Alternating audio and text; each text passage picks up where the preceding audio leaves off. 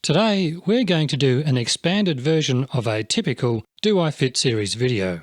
We'll still cover the ergonomics, see how comfortable the new Sportster S is for our riders 5'3" to 6'4", but we'll also look at the power, weight, economy figures, suspension travel and some surprising new features. Then to top it all off, we'll throw in a few bikes to compare. I'll put timestamps in the description below so you can jump straight to the parts you're interested in. If you're new here, I'm Paul and this is Bikes I Like. Before we get started, pricing was released overnight. The new Sportster S will start at $14,999 in the US, $26,495 here in Australia and £13,995 in the UK. Sorry European viewers, pricing hasn't been revealed for your market just yet. Righto, let's look at the standout features. First up is the new TFT display. I wasn't expecting this. I knew Harley would have to go in this direction after Indian's stellar effort with the introduction of their TFT display, but I thought it might take one or two models for Harley to catch up. But here it is in all its glory, on a bike and ready to go. In addition to the usual speed, gear, odometer, fuel range, trip and clock readings, Harley's new 4-inch TFT display also shows tacho, ambient temperature, low temp alert, useful for icy road conditions, side stand down alert, cruise, looks like the new Sportster S comes with a cruise control option, and a tip over alert is also featured. The new TFT display is also Bluetooth capable, allowing you to pair your phone for music, phone calls and turn-by-turn navigation, although this is only possible through the HD app, which I believe is free and available on Apple and Android. While we're in the area, looking at the switchgear on the clutch side, we can see cruise control, set and resume buttons. It looks like we have a heated grips button, a trigger for lights, toggle high, low beam, etc., possibly a riding mode cycle button, a 4-way pad for menu navigation, a home button, and what looks to be a menu button. On the throttle side, the switchgear features infotainment buttons, volume up, volume down, skip back, skip forward and play pause. We also see a mode button, hazard flashes and an interesting new engine stop run switch with possibly a start button located in the centre. It really looks like they've thought of everything here. Well done Harley. I can also see both the clutch and brake levers are span adjustable. The next feature we need to talk about is the engine. It's the same 1252cc engine first launched in the Pan America, but this iteration has apparently been reworked to focus on torque. Where the Pan America boasts 150 horsepower at 9,000 RPM, the Sportster S shows 121 horsepower at 7,500 RPM. Okay, I'm happy to take a bit of a hit on horsepower if the torque is up, but wait, it isn't. Both the Pan America and Sportster S list the identical torque figures of 94 foot-pound or 127 Newton meters. Now you may be thinking, I've been diddled. All they've done is knock off 29 horsepower. The torque is the same. But looking a little deeper, we can see where the Pan America is producing max torque at 6,750 RPM, the new Sportster develops its peak torque earlier in the rev range at 6,000 RPM. Put the two bikes side to side and the Sportster should have more pull lower in the rev range. The Pan America will march away, however, as speed increases and we hit the top end, but really this will be most noticeable when you're well above legal speeds. This lowering of horsepower should have a beneficial effect on fuel economy, and looking at the figures, we see where the Pan America gets 46 miles per gallon, the Sportster S is expected to return 49 miles per gallon. Now at this stage I should note that I'm only comparing the Sportster S to the Pan America purely to gauge the changes they've made to engine tuning. Same engine, different state of tune. Based on those fuel figures and a fuel tank size of 3.1 US gallons, the Sportster S should travel 153 miles to empty. Not a lot of range if you're planning on doing some touring. Now let's look at the weight of the Sportster S. The wet, fully fueled, ready-to-ride weight is 502 pounds. That's not bad. 121 horsepower in a 502 pound or 228 kilogram motorcycle should push along quite nicely.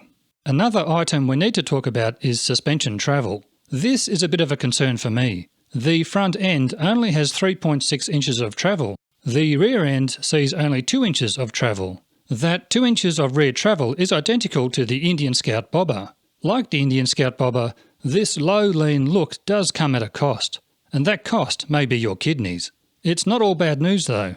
The Scout Bobber's ride can be made reasonable with Indian's optional Fox shocks. Hopefully, Harley will have upgrade components available at launch. Now let's see how the Sportster S compares to its obvious key competitor, the Indian Scout Bobber. Is it a whitewash, or does the Indian Scout Bobber have some tricks up its sleeve? The Sportster S is dominant in horsepower, 121 versus 100, torque, 94 foot-pound versus 72 foot-pound, and wet weight, 502 pounds versus 555 pounds. Put these two side by side on a drag strip and sorry Indian, as good as the Scout is, it's no contest. When it comes to brakes, the Sportster S is fitted with a single 320mm front disc, where the Scout is a single 298mm front disc. And on the rear, the Sportster's disc is 260mm and the Scout is fitted with a 298mm disc. I'd expect the two to have very similar stopping power, though the Sportster's reduced weight should see it have an advantage. With that extra horsepower, it's going to need it. Fuel tank sizes: 3.1 US gallons for the Sportster and 3.3 US gallons for the Scout.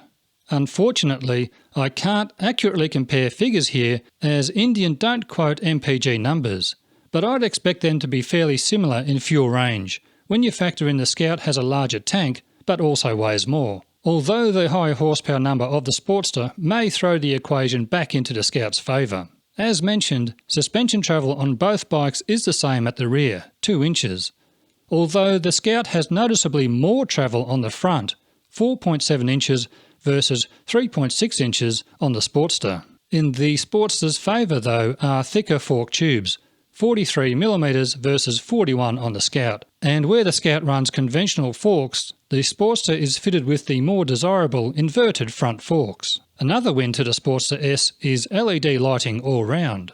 Although the Sportster S has a significant advantage when compared to its main rival, the Scout Bobber, with Harley's push into higher horsepower territory, new factors come into play. People chasing horsepower will also be seeing what else is available for their money and in this price range. Now, some will say you can't compare cruisers with other bikes, but whether people like it or not, these bikes would also be on my shopping list. If I was looking at the Sportster S and Scout Bobber and planning to spend up to $14,999 US, I'd personally also be considering the Kawasaki Z900 RS, starting at $11,500 US, with 111 horsepower and weighing 474 pounds, the Honda CB1000R Black Edition, starting at $12,999 US dollars, putting out 143 horsepower and weighing 472 pounds, and the Yamaha MT-09 SP, starting at $10,999 US dollars,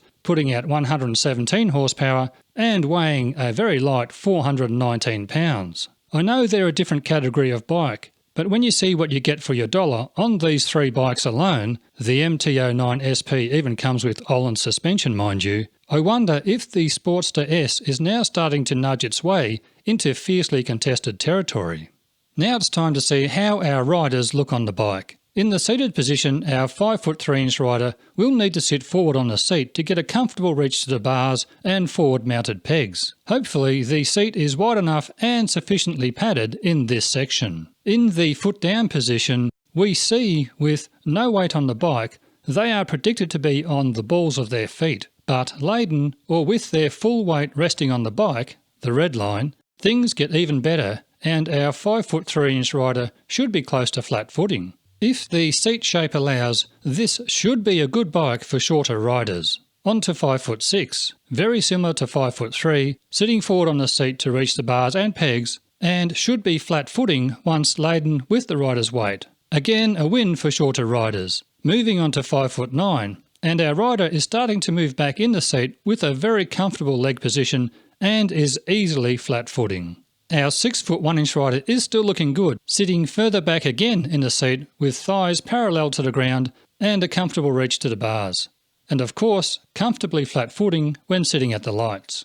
Now 6 foot 4. Things start to taper off here. In the seated position, it's certainly doable but not ideal. Knees are getting a little high and close to the handlebars. This will be mostly an issue on low speed turns and low speed manoeuvring. Our 6 foot 4 inch rider is also all the way back in the seat, which is fine, and a nod to Harley's forethought here. Having a roomy seat that can accommodate a range of riders is to be commended. The 34-degree lean angle of the Sportster S is coming into play here, placing the pegs a little higher. This is a good example of the challenge of balancing cornering clearance and comfort. In this case, a set of mini apes would be the perfect addition for a 6 foot 4 inch rider. Here are some accessories that will be available on launch. Personally, I'd like to see some mini ape handlebars added to the list. They don't appear to be there yet, but I'm sure they're coming. In my mind, the Pan America and now Sportster S mark the dawn of a new age for Harley-Davidson. I applaud their initiative and think this direction bodes well for the future of the company as a whole. How their customer base responds to the new Sportster S will be of interest to see. What about you? Are you excited about this bike, and do you think this is the right move for the brand in general? Let me know below. Well, that's it. That's all the info we can glean for now. I'll share more as info comes to light. If you've made it this far, thanks heaps for watching today, and hopefully I'll see all of you again in the next one. Bye for now.